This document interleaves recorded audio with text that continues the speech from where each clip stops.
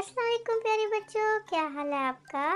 آج میں آپ کو حضرت بلال رضی اللہ تعالیٰ عنہ کے بارے میں بتاؤں گی۔ پیارے بچوں، آپ کو پتہ ہے حضرت بلال کون تھے؟ حضرت بلال حضرت محمد صلی اللہ علیہ وآلہ وسلم کے صحابی تھے۔ صحابی کون ہوتے ہیں؟ صحابی حضرت صلی اللہ علیہ وآلہ وسلم کے ساتھی کو کہتے ہیں جو کہ آپ پر ایمان لائے۔ حضرت بلال ایک حبشی غلام تھے۔ غلام کس کو کہتے ہیں؟ غلام اس کو کہتے ہیں جیسے کہ بچوں آپ بازار میں اپنی پسند کی چیزیں خریدتے ہیں نا، ایسے ہی بہت پہلے جن کے پاس بہت زیادہ پیسے ہوتے تھے تو وہ انسانوں کو خریدتے تھے اور پھر ان سے اپنی مرضی کا بہت زیادہ کام لیتے تھے۔ ایسے ہی امیہ بن خلف نے آپ کو خریدا اور اپنے گھر لے گیا۔ بچوں آپ کو معلوم ہے کہ امیہ کے گھر میں حضرت بلال کیا کام کرتے تھے؟ حضرت بلال گھر کے سارے کام کرتے تھے۔ اس کے علاوہ امیہ کے گھر میں ایک کمرہ تھا جس میں بت رکھے ہوئے تھے اور امیہ نے حضرت بلال کو کہا تھا کہ ان بتوں کا خاص خیال رکھنا ہے اور وہ ان کی عبادت بھی کرتے تھے۔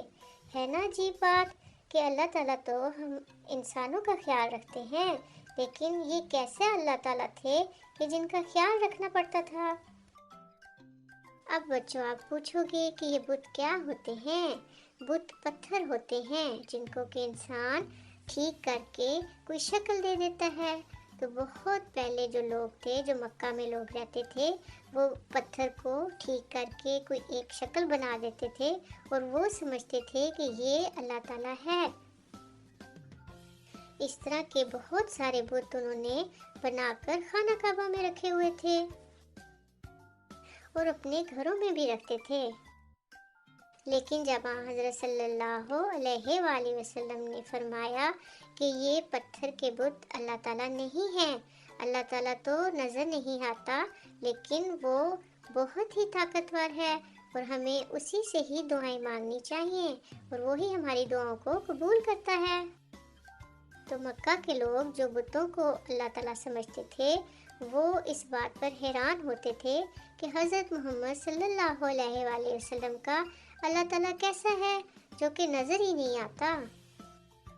اور بچوں انہوں نے ان کے نام بھی رکھے ہوئے تھے، ان کے نام تھے لات، منات، عزا۔ چلو بچوں اب ہم آپ کو بتاتے ہیں کہ حضرت بلال رضی اللہ تعالیٰ عنہ کیسے مسلمان ہوئے۔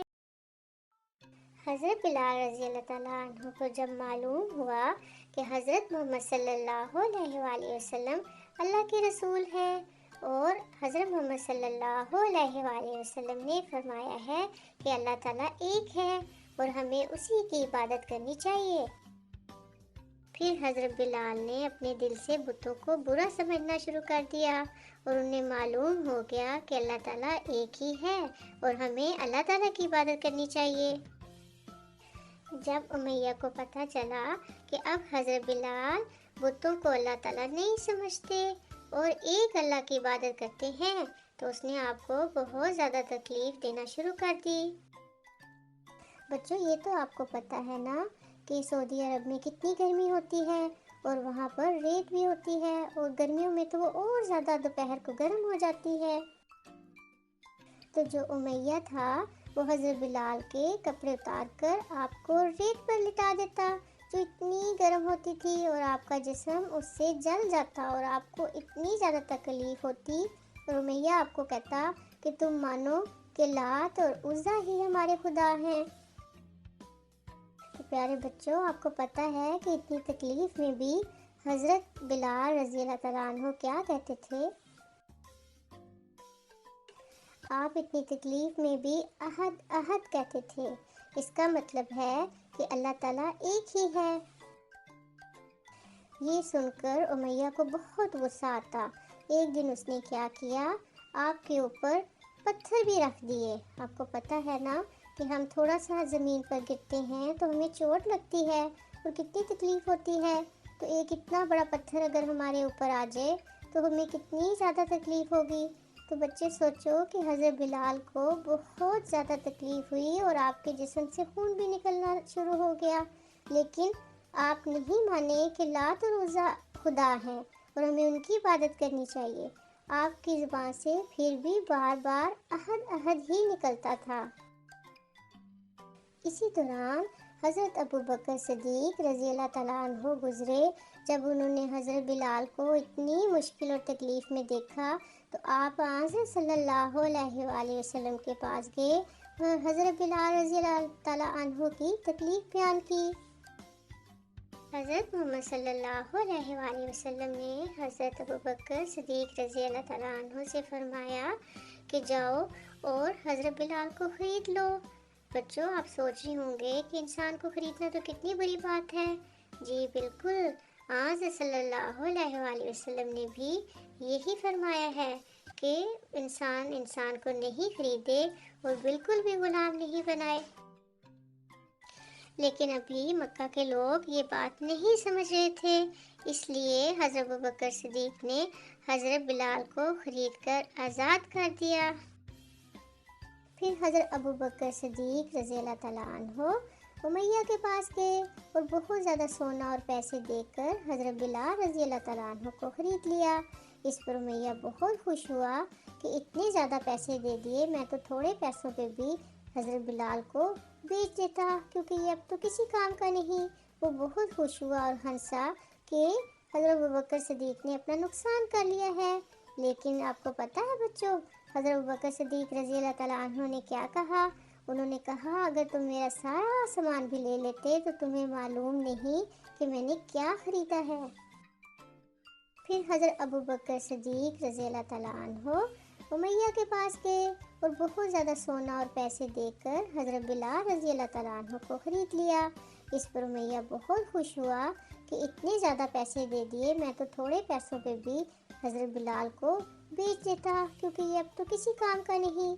وہ بہت خوش ہوا اور ہنسا کہ حضرت ابوبکر صدیق نے اپنا نقصان کر لیا ہے۔ لیکن آپ کو پتہ ہے بچوں، حضرت ابوبکر صدیق رضی اللہ تعالیٰ عنہ نے کیا کہا؟ انہوں نے کہا اگر تم میرا سارا سامان بھی لے لیتے تو تمہیں معلوم نہیں کہ میں نے کیا خریدا ہے۔ پھر حضرت ابوبکر صدیق رضی اللہ تعالیٰ عنہ نے سب صحابہ کے سامنے بتایا کہ میں نے اللہ تعالیٰ کی اور پیارے رسول کی خوشی کے لیے حضرت بلال کو خریدا، لیکن میں انہیں آزاد کرتا ہوں۔ پیارے بچوں، آپ کو معلوم ہے کہ حضرت بلال نے اتنی مشکلیں اٹھائیں اور اتنی تکلیف اٹھائی، لیکن وہ بالکل اس بات پر نہیں مانے کہ اللہ تعالیٰ زیادہ ہو سکتے ہیں یا ایک پتھر بھی کوئی اللہ تعالیٰ ہو سکتا ہے۔ وہ اسی بات پر قائم رہے اور کہتے رہے احد احد، یعنی اس کا مطلب ہے اللہ تعالیٰ ایک ہے اور ہمیں اسی کی ہی عبادت کرنی چاہیے۔ پھر اللہ تعالیٰ نے آپ کو انعام کے طور پر بہت بلند مقام عطا فرمایا۔ آپ ہی پہلے وہ انسان تھے جنہوں نے اذان دی۔ حضرت صلی اللہ علیہ وآلہ وسلم کے زمانہ میں سب سے پہلے اذان دینے والے آپ ہی تھے۔ اور اس کے علاوہ بہت بڑی بات جو کہ حضرت صلی اللہ علیہ وآلہ وسلم نے ہمیں بتائی کہ ایک دفعہ اللہ تعالیٰ نے حضرت صلی اللہ علیہ وآلہ وسلم کو جنت میں کسی کے قدموں کی آواز سنائی، یعنی جنت میں کوئی چل رہا ہے تو اس کی آواز آپ صلی اللہ علیہ وآلہ وسلم کو سنائی۔ تو پھر حضرت صلی اللہ علیہ وآلہ وسلم نے پوچھا یہ کون ہے؟ تو آپ کو بتایا گیا کہ یہ حضرت بلال ہیں۔ پھر آپ صلی اللہ علیہ وآلہ وسلم نے حضرت بلال سے پوچھا کہ آپ نے ایسا کیا کیا ہے کہ اللہ تعالیٰ نے مجھے دکھایا ہے کہ آپ جنت میں ہیں؟ تو حضرت بلال نے کیا کہا بچوں، آپ کو معلوم ہے؟ حضرت بلال رضی اللہ تعالیٰ عنہ نے کہا میں اور تو کچھ خاص نہیں کرتا، لیکن میں ہر وقت وضو میں رہتا ہوں، یعنی ہر 5 وقت جو نماز پڑھتا ہوں وہ وضو کر کے پڑھتا ہوں، اور اگر میرا وضو ٹوٹ بھی جائے تو پھر وضو کر لیتا ہوں۔ دیکھا بچوں، وضو کرنے کے کتنے فائدے ہیں کہ حضرت بلال ہر وقت وضو میں رہتے تھے۔ آپ کو پتہ ہے کہ جب وضو کر لیتا ہے انسان تو وہ پھر کوئی بری بات نہیں کرتا، بری بات برے کام کرنے سے بھی وضو ٹوٹ جاتا ہے۔ تو پیارے بچوں، آپ کو حضرت بلال رضی اللہ تعالیٰ عنہ کے مسلمان ہونے کی کہانی کیسی لگی؟ انشاءاللہ کل پھر ہم آپ کو نئی کوئی کہانی سنائیں گے۔ خدا حافظ۔